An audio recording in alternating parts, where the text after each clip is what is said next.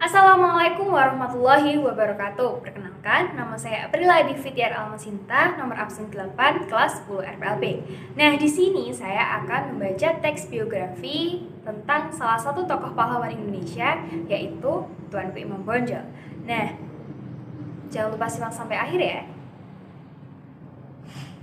Tuanku Imam Bonjol adalah pahlawan nasional dari daerah Minangkabau, Sumatera Barat.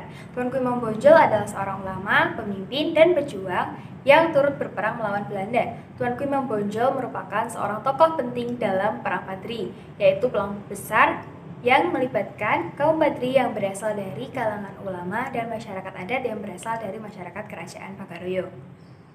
Peperangan ini kemudian dikenal dengan nama Perang Padri yang terjadi sejak tahun 1803 sampai 1838. Tuanku Imam Bonjol adalah pemimpin perang pada perlawanan kaum Padri. Tuanku Imam Bonjol atau yang bernama asli Muhammad Syahab lahir di Bonjol, Pasaman, Sumatera Barat pada 1 Januari 1772. Ia merupakan seorang putra dari Bayanuddin Syahab dan Hamatun.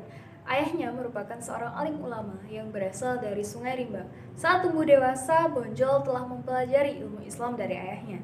Ia memiliki nama kecil yaitu Peto Syarif Ibnu Pandito Bayanuddin. Setelah menjadi seorang ulama, Bonjol memperoleh beberapa gelar seperti Peto Syarif, Malin Basa, dan Tuanku Imam. Kaum Padri yang berasal dari kalangan ulama menginginkan agar hukum di kerajaan Pagaruyo sesuai dengan syariat Islam, sedangkan masyarakat adat tidak menyetujui akan hal tersebut. Hal ini kemudian menimbulkan konflik antara kaum Padri dan masyarakat adat. Pada akhirnya, kaum Padri kemudian menyerang daerah Pagaruyung pada tahun 1815. Masyarakat adat kemudian bekerja sama dengan Belanda untuk melawan kaum Padri. Belanda kemudian meminta kerjasama kepada wilayah Dareng. Tuanku Imam Bonjol memimpin kaum Padri melawan Belanda dan masyarakat adat. Pertempuran ini cukup menguras kekuatan Belanda yang berusaha memadamkan perang di daerah lain seperti Jawa. Belanda mengadakan perjanjian damai dengan Tuanku Imam Bonjol, tetapi perjanjian damai dilanggar oleh Belanda juga dengan menyerang daerah Pagarisike. Pada tahun 1833, kaum Padri dan dipimpin oleh Tuanku Imam Bonjol bersatu dengan masyarakat adat untuk melawan Belanda. Mereka saling bahu-membahu melawan Belanda. Belanda kemudian mengepung benteng kaum Padri di Bonjol, tempat Tuanku Imam Bonjol bertahan. Belanda kemudian mengirimkan pasukan besar dari luar daerah seperti Batavia. Bagian besar pasukan Belanda terdiri dari penduduk asli yang datang dari luar daerah. Pada tahun 1837, selama beberapa bulan, pasukan Belanda dengan kekuatan ribuan pasukan terus mengepung pertahanan Padri di Bonjol. Hal ini membuat Padri dan Tuanku Imam Bonjol semakin putus asa.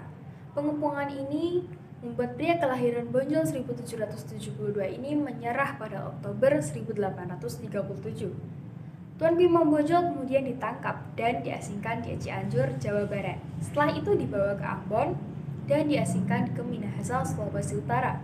Di tempat terakhir itu, Tuanku Imam Bonjol meninggal pada tanggal 8 November 1864 dan dimakamkan di tempat pengasingannya. Sebagai penghargaan dari pemerintah Indonesia yang mewakili rakyat Indonesia pada umumnya, Tuanku Imam Bonjol diangkat sebagai pahlawan nasional Indonesia melalui keputusan Presiden Republik Indonesia nomor 87 tahun 1973 sejak tanggal 6 November 1973.